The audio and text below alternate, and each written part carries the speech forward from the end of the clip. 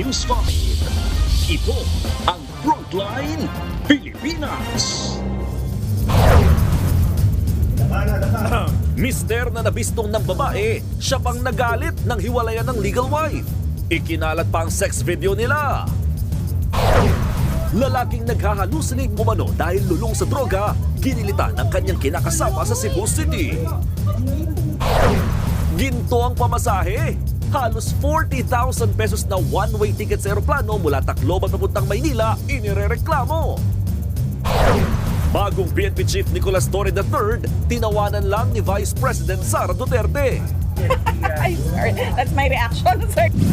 May buwelta naman si Torre sa mga basher niya. 3 taong gulang na batang lumaklak ng gummy vitamins, tinamaan ng sakit sa kidney at muntik pang i-dialysis. Eto na nga, Gerald Anderson, tinuldukan na ang bali-balitang hiwalay na sila ni Julia Barreto. Naaminin ko, there's always ups and downs. Hindi kami hiwalay. At love life ni Bea Alonzo, iniintriga ngayon matapos maispatan kasama ang isang negosyante.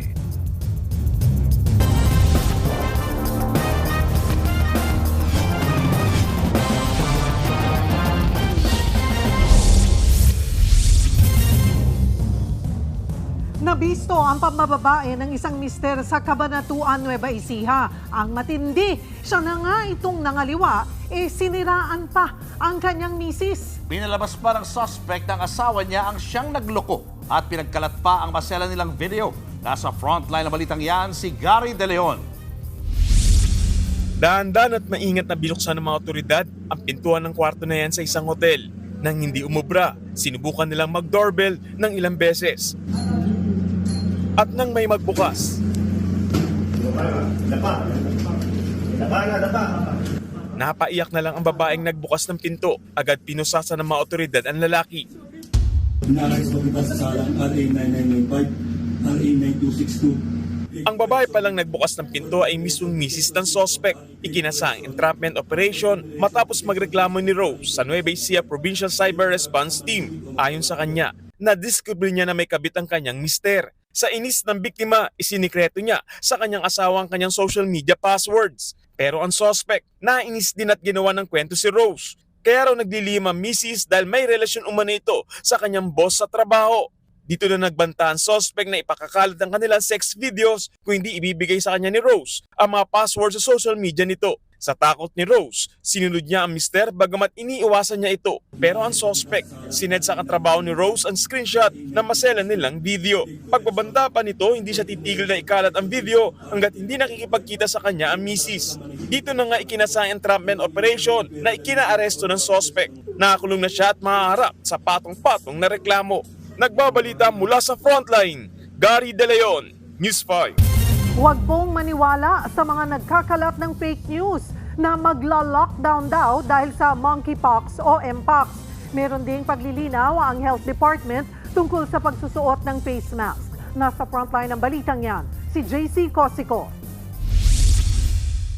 Kumakalat online ang health advisory na ito tungkol sa pagpapatupad ng mandatory face mask at lockdown dahil sa mpox simula sa June 10. Sa unang tingin, aakalaing mong talagang totoo dahil may logo pa ng Department of Health at World Health Organization. Pero sabi mismo ng DOH, fake news yan. Problema natin, nakikinig tayo sa online. Lockdown does not work for mpox. Why? Because it's skin-to-skin contact. Lalo pag nag-lockdown ka, lalong mag-skin-to-skin contact. Paglilinaw pa ng DOH, nakukuha ang mpox sa close at intimate skin-to-skin contact. Kaya pinayuhan ng DOH ang mga LGU na hindi kailangang gawing mandatory ang pagsusuot ng face mask. Dapat po scientific tayo. Wala pong hawa sa hangin ng mpox, kaya hindi ho talaga face mask ang solusyon. Mula 2024 hanggang nitong May 29, umabot na sa 911 ang mpox cases sa bansa. Kung tutuusin, mas marami raw naitalang mga suspect, probable at confirmed mpox cases noong Abril na umabot sa higit 50 kumpara nitong Mayo. Yung ng mga nare-report ng mga cases of mpox ng mga ibang LGU, actually many weeks ago pa yon. Ilan sa mga LGU na nakapagtala ng Mpox cases ang Cebu City. Magaling na raw ang 3 pasyente nila na walang travel history sa abroad. Pero patuloy pa ang contact tracing sa nakasalamuha ng mga pasyente. May 5 suspected cases din ng Mpox na binabantayan sa lungsod. Sa ngayon, bumuo na ng Interagency Task Force Against Mpox Virus ang Cebu City para mabantayan ang problema at hindi na kumalat pa. Nagbabalita mula sa Frontline, JC Cosico, News 5. Binaril sa mukha ang isang lalaking nakatambay sa labas ng kanilang bahay sa Dagami, Leyte. Nakaupo ang biktima nang bigla siyang tamaan ng bala sa panga. Agad siyang dinala sa ospital at nasa maayos ng kalagayan. Base sa investigasyon, kapitbahay ng biktima ang bumaril sa kanya. Meron daw talaga silang alitan dahil inireklamo na pala ng biktima ang madalas na pagsigaw ng suspect habang binabalandra ang kanyang baril sa kalsada. Naaresto ng suspect. Naharap siya sa kaukulang reklamo kabilang ang frustrated murder. Showbiz, eto na nga! Mga kapatid, eto na nga ang mga umaarangkadang showbiz balita ngayong Lunes. Star-studded ang biggest fan event sa Hollywood ng streaming platform na Netflix. Ang isa nga sa mga sought-after celebrity na si Top ng Squid Game, exclusive na nakakwentuhan ng News 5. Nasa frontline ng balitang yan, si MJ Marford.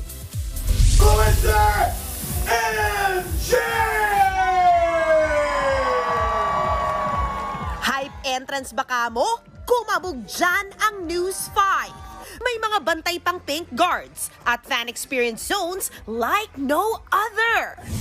Hola! Mabuhay! Nandito na nga tayo sa red carpet ng pinakamalaking fan event sa mundo, ang The Dome ng Netflix. At grabe na kayo, libo-libong mga stars at yung mga fans na pumunta rito sa event na to sa Los Angeles, California. Say that again! All out ang fans sa costume, suot ang characters sa mga paborito nilang palabas sa Netflix gaya ng One Piece, Squid Game at ano ito? Ang Pinay na senior citizen pa na si Mommy Cristina, di nagpatalo sa kanyang Money Heist costume at antayan sa fan line ng red carpet. Makapag-fangirl lamang. Hindi tayo pauli sa mga bata na to. Pauli! No! Kailangan maranasan. At ang naranasan ng News 5, exclusive superstar galore. Unahin na natin ang ayuda sa fans na ang highly requested Squid Game cast. First dibs lang naman tayo sa interview sa black carpet ng comeback ni former Big Bang member T.O.P. aka si Thanos sa Squid Game. Kasama si Oppa Park Sang-hun at Kim A-sim. Did you take home anything from the set? 반지를 하나. This is so Thanos 반지인데 Thanos. Yeah. Wow! May message pa si T.O.P. sa mga nakamiss sa kanya at nag-antay para sa kanyang comeback. I like you. Ay! Sa To-Doom Live event, present din sina Adam Sandler para sa Happy Gilmore 2, Jeremy Renner, Daniel Craig, Mila Kunis para sa Knives Out, Ben Affleck at Matt Damon para sa The Rip. Ang Stranger Things naman, nireveal na sa November 26, December 25 at December 31 na ang Volumes 1-3 finale ng kanilang final season. May pasabog din si Lady Gaga na mapapanood din soon sa Wednesday Season 2 with Jenna Ortega. Mula Hollywood, nagbabalita mula sa Frontline, MJ Marfori, News 5. Susunod, laro ang kotse, sakay ang isang bata humarurot. Naabutan kaya yan o nagdire-diretso sa highway? Nanginginig at kabadong holdapper, pumalpak sa plano niyang nakawan at gahasain ang bantay ng laundry shop sa Quezon.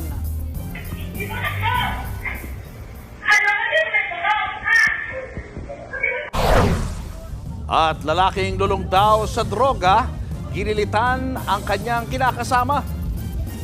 Abangan ang lahat ng yan sa pagbabalik ng Frontline Pilipinas.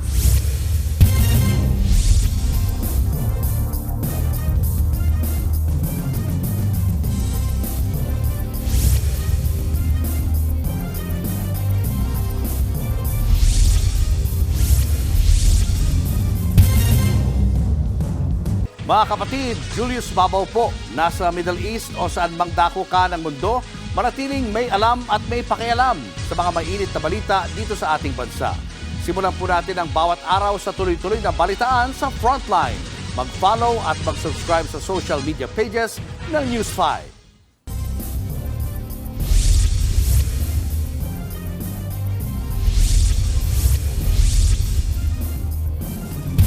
Kaliwat ka ng sunog ang sumiklab sa Metro Manila at iba pang probinsya. Daang-daang residente ang nawala ng bahay. Nasa frontline ng balitang yan ang aming Visayas correspondent John Aroa. Nilamon ng apoy ang 3 bahay sa barangay Canhulao sa Lapu-Lapu, Cebu.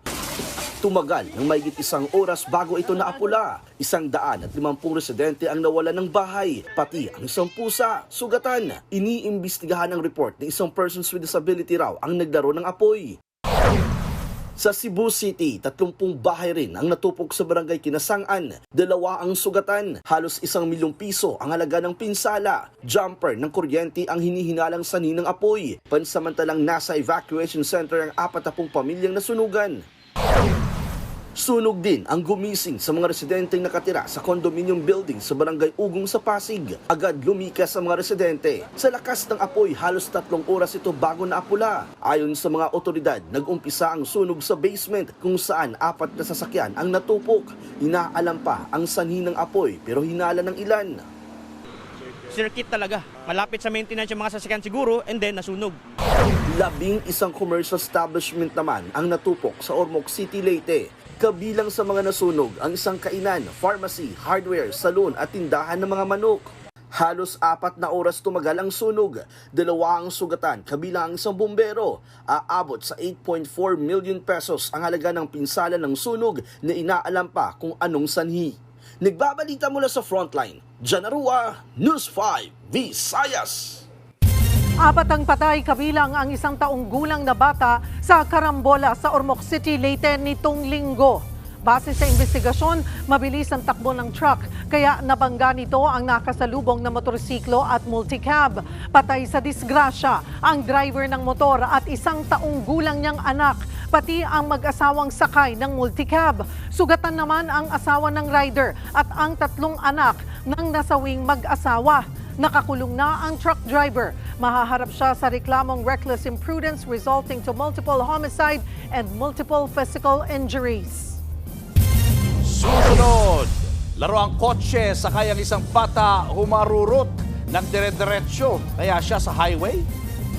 At 3 taong gulang na bata nagka-problema sa kidney matapos mukbangin ang 1 bote ng gummy vitamins. Yan at iba pa sa pagbabalik ng Frontline Pilipinas.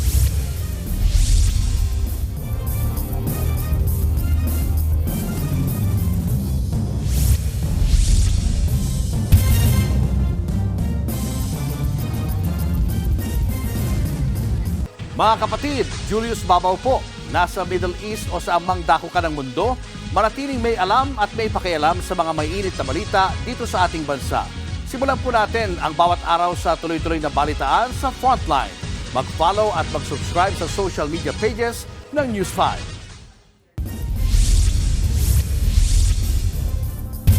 Muntikang dumiretso sa highway ang 1 batang sakay ng humaharurot na laruang kotse sa Quezon City. Nakuhanan sa video ang matuli na takbo ng laruan. Wala itong preno, kaya agad humabol ang 1 lalaki. Nang malapit ng dumiretso sa highway ang bata, saktong naabutan siya ng lalaki at tuluyang nailigtas. 40,000 pesos. Ganyan po kamahal ang presyo ng one-way ticket Patacloban, Manila sa online travel application ng AirAsia Move. Kaya ang Civil Aeronautics Board pinatigil ang naturang app. Narito ang Frontline report ni Gerard de la Peña. Nitong nakaraang buwan, nag-book sa online travel application na AirAsia Move si Ormoc Leyte 4th District Representative Richard Gomez para sa economy flight na Tacloban, Manila. Pero nagulantang siya nang lumabas na mahigit 77,000 pesos ang presyo ng 2 one-way ticket o halos 40,000 pesos para sa bawat pasahero. Mas mahal pa yan sa pasahe pa Japan o Hong Kong. Inireport yan ng kongresista, kaya sumulat ang Civil Aeronautics Board sa AirAsia Move na affiliate ng AirAsia na nakabase sa Malaysia para ipatigil ang pagbebenta ng tiket. Sagot naman dyan ng kumpanya, susunod sila sa inilabas ng cease and desist order. Pero nangatwiran sila na ang jurisdiction ng CAB sa ilalim ng RA 776 ay applicable lang sa mga air carrier at hindi sa mga foreign-based na online travel agent gaya ng AirAsia Move.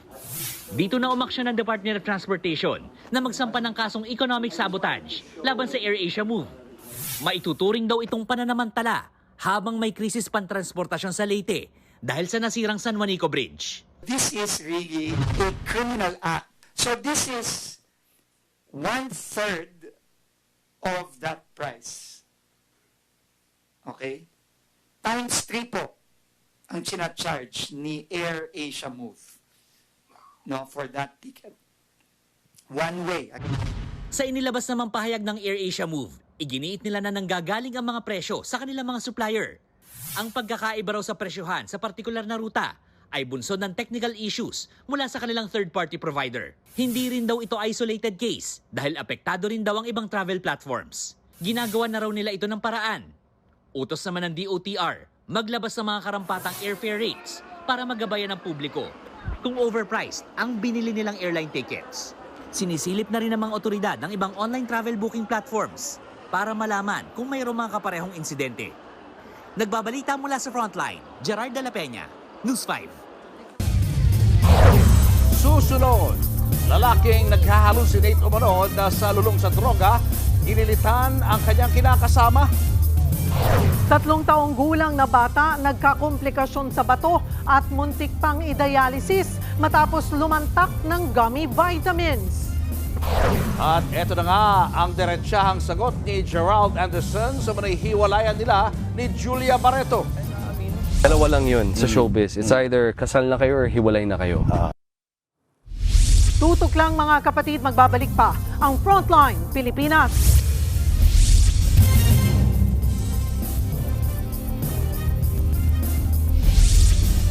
Mga kapatid, Cheryl Cosim po. Nasa Estados Unidos, Canada o saan mang dako ka ng mundo, manatiling may alam at may pakialam sa mga mainit na balita dito sa ating bansa. Simulan natin ang bawat araw sa tuloy-tuloy na balitaan sa Frontline. Mag-follow at mag-subscribe sa social media pages ng News 5.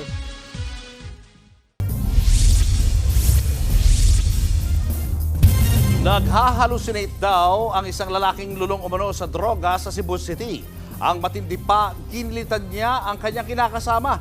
Nasa frontline ng balitang yan ang ating News 5 Visayas correspondent, John Aroa.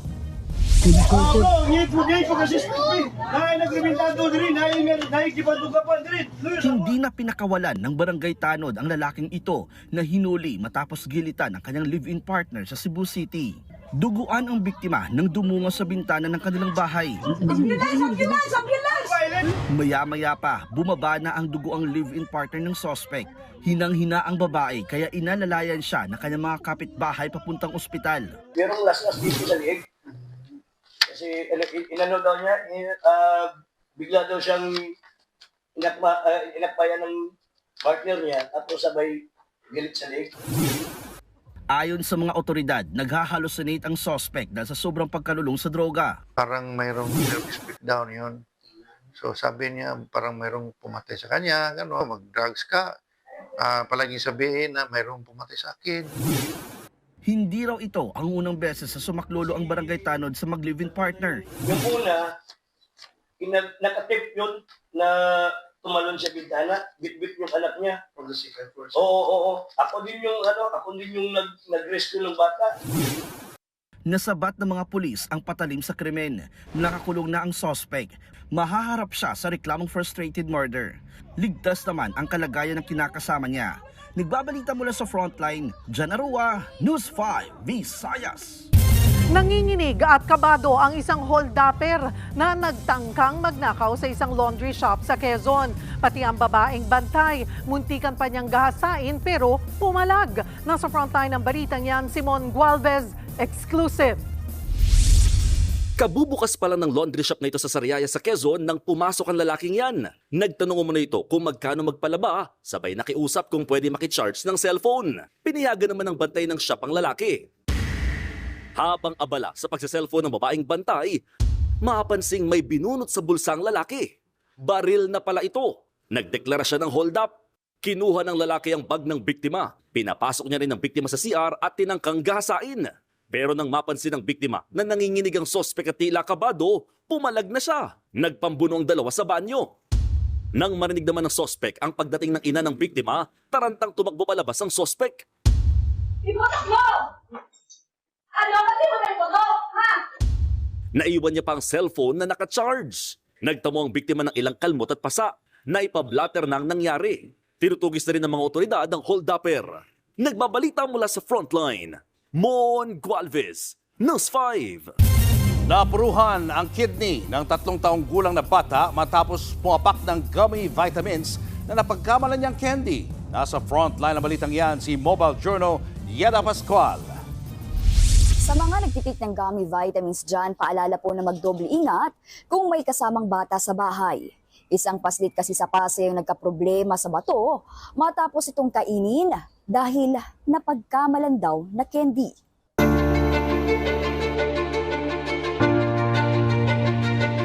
Matingkad ang kulay, malambot, matamis. Yan ang naging dahilan kung bakit naisipang kainin ng 3 taong gulang na si Matthew ang gummy vitamins ng kanyang tiyahin nito lang Abril. May sakit po ako noon, ma'am. Tapos, mataas po talaga yung lagnat ko. Nakita ko po yung collagen nga na gummies. Wala na po siyang laman. Naubos niya po yung isang bote na halos bago pa. 40 pieces lahat ang nakain ni Matthew. Kinabukasan, nag-iba na raw ang itsura ng bata. Namagan ang kanyang muka, bibig at buong katawan. Nang dalhin sa ospital, niresetahan lang sila ng gamot dahil allergy lang daw ito. Pagkalipas po ng mga 5 days, nahalata ko po na hindi siya dumudumi. Tapos, wala rin po siyang gana kumain. Nung lumabas po kasi ng ultrasound niya, namamaga po yung kidney niya sa right side. Tapos yun nga po, sinabi na may mga hindi pa natutunaw sa kanya na gamit sa sa tiyan niya. Kulay pula na rin daw ang ihi noon ni Matthew.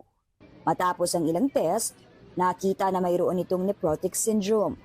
Namamaga at may damage na sa salaan ng bato nito, kaya lumalabas ang protina sa ihi. Heto pa, nadiskubring hindi pala FDA approved ang gummy vitamins na nakain ni Matthew. Kaya hindi nire-recommenda kapag hindi FDA registered. What more sa mga bata na hindi mo alam kung anong laman nito, hindi kinaya noong kidneys niya. Ibig sabihin, maaaring mataas masyado yung laman nito. Mahigit 2 linggo na admit sa ospital si Matthew. Muntik pangaraw itong i-dialysis. Buti na lang at nakitaan ang improvement sa bato ng bata. Pero may mga lab test pa na kailangang ulitin kay Matthew. Sa nais pong tumulong sana para po sa follow-up check-up po ng apo ko. Kasi talaga pong naubos po ako para malaman po natin kung talagang gumaling na po at naging okay na po yung kidney po ng apo ko. Maraming pong salamat. Nagbabalita mula sa Frontline, Mobile Journal, Yeda Pascual.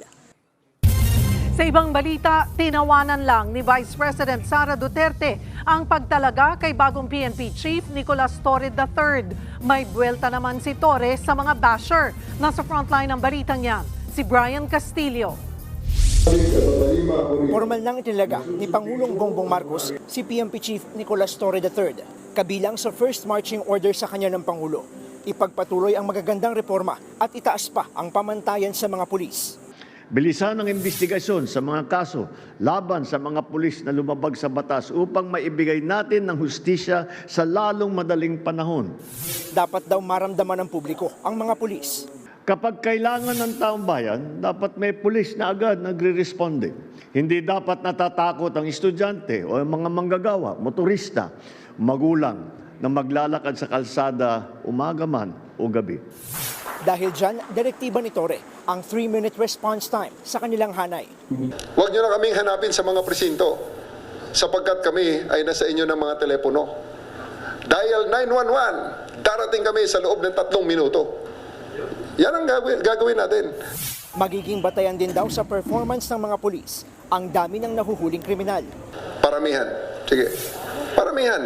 kung noon ay, make sure that everything that we do are within the ambit of the law. At ang aresto, ibig sabihin, buhay ang tao, dadali mo sa husgado. Pinangunahan ni Torre ang paghahain ng ICC arrest warrant laban kay dating Pangulong Rodrigo Duterte at ang pag-aresto kay Kingdom of Jesus Christ founder Pastor Apollo Kibuloy. Kaya isa rin sa mga inaasahang haharapin niya ang posibleng paglabas ng arrest warrant ng ICC sa iba pang mga akusado sa war on drugs. We'll just cross the bridge when we are there. Nanawagan din siya kay dating presidential spokesperson Harry Roque na harapin ang reklamong human trafficking. Abogado naman si Harry Roque, harapin niya. Kasi ito yung kaso na hindi mo na pwedeng dalhin sa kalsada o para rally. You really have to come and submit yourself to the jurisdiction of the courts. Nasa the Netherlands pa rin si Roque na nag-a-apply ng asylum. Naroon din si VP Sara Duterte kung saan tinawanan lang niya ang promotion ni Torre. I'm sorry, that's my reaction. Sir, next question. Sagot ni Torre sa mga bumabati ko sa kanya. This is a free country. Kaya nga, yung mga bashers natin, natural yan. Nagbabalita mula sa frontline. Brian Castillo, News 5. Showbiz, eto na nga! Eto na nga, ilang linggo ng laman ng mga showbiz usapan. Sina Bea Alonzo at negosyanteng si Vincent Co. Ang dalawa, ilang beses na ispatang magkasama. Sa isang reposted photo ni Heart Evangelista, makikitang nakatayo sa likuran ni Bea si Vincent. Nakaakbay ang negosyante habang nakahawak naman sa braso niya ang aktres. Bago po ito, may ilang pagkakataon na rin naispatan ang dalawa ng magkasama gaya ng larawang ipinost ng vlogger na si Michael C. Wala pang formal na pahayag sina Bea at Vincent tungkol sa totoong estado ng kanilang relasyon. Ito pa, ang isa pang pinag-uusapan. Diretsahang sinagot ni Gerald Anderson ang bali-balitang hiwalay na sila ni Julia Barreto. Narito po ang report. Hindi kami hiwalay. Kayo pa rin? Kami pa rin. Alam mo, yan ang malinaw na sagot ng aktor na si Gerald Anderson sa isyong hiwalayan daw nila ng longtime girlfriend niyang si Julia Barreto. Sa tila na didismayang tono, sinabi ni Gerald na gano'n naman talaga ang kalakaran sa showbiz. Dalawa lang yun sa showbiz. It's either kasal na kayo or hiwalay na kayo. And aaminin ko, there's always ups and downs. Wala namang perfectong relationship, di ba? Yes. What I can keep private, I keep private. 5 years nang mag-BFGF sina Gerald at Julia. Nasa stage na rin daw si Gerald na iniisip na niya ang pagsisettle down. Ang pinakamasakit na scam. Meanwhile, pare-parehong abala ang celebrity couple sa kani-kanilang trabaho. Gaya ni Gerald na magbabalik teleserye soon. Habang si Julia naman ay sasabak ulit sa hosting sa Artista Academy. Nagbabalita mula sa Frontline. Laila Pangilinan, News 5. Ito pang matindi, inaabangan na ng mga kapatid natin sa Hong Kong ang 4 na araw na Philippine Independence Day HK Fest 2025. Makikiselebrate kasama ang mga OFW, sina Bossing Vic Soto at Senator Raffy Tulfo. Nagbabalik si Laila Pangilinan.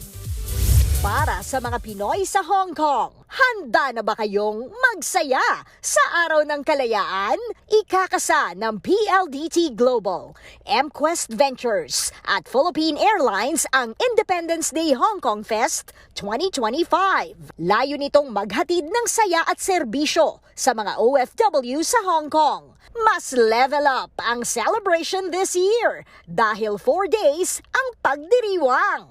This was an inception of our chairman who wanted to bring back the good times with the OFW. From June 12 to June 15, ipapalabas ang ilang pelikulang Pilipino sa Emperor Cinema I Square, gaya ng award-winning MMFF entry na The Kingdom. Sa Chater Road naman, ikakasa ang pinakamasayang musical celebration kasama ang ilang artist para sa saludo, The Concert. Kabilang dyan si Dylan Menor at si Randy Santiago at Kay Brosas ng Singgaling. Makikisaya rin dyan ang Eat Bulaga hosts na sina Wally Bayola, Jose Manalo at Bossing Vic Soto. Special guest sa Hong Kong Fest 2025, si Senator Raffy Tulfo. Ang pinakamagandang balita, libre lahat yan! Gusto raw ng PLDT Global at kanilang partners na ipadama ang malasakit at pagmamahal sa mga OFW sa Hong Kong. Bawas homesick din yan. True to our testament of bringing and servicing our malasakit to our Filipinos outside the Philippines, sila yung strong force natin, di ba? The fact that the flag carrier is part of an initiative that will honor our OFWs is very, very important for us. Sa mga kapatid natin sa Hong Kong, maaari ring bisitahin ang tindahan ni Bossing o Tinbo app ng PLDT Global para sa iba pang detalye sa 4-day event. Nagbabalita mula sa Frontline, Laila Pangilinan, News 5. At yan nga po ang ating mga showbiz update ngayong Lunes. See you tomorrow mga kapatid. Ako po si Jervy Wrights. Dami activities. Oo. Sana all. Day. Ba't tayo naiwan? Malay. June pa naman. 12 to 15. Oo. Mga kababayan Pwede natin ba? sa Hong Kong, abangan nyo po ang ating mga kapatid dyan. Oo. Punta tayo Hong Kong. Doon Dali tayo dyan. magbalita. Pwede. Pwede. At yan ang mga balita at impormasyong dapat nyo malaman sa araw na ito. Mga balita para sa mga may alam at may pakialam. Kami ang inyong mga kasangga sa Frontline Pilipinas.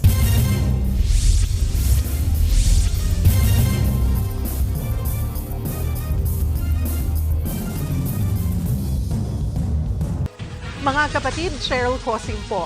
Nasa Estados Unidos, Canada o saan man dako ka ng mundo, manatiling may alam at may pakialam sa mga maiinit na balita dito sa ating bansa.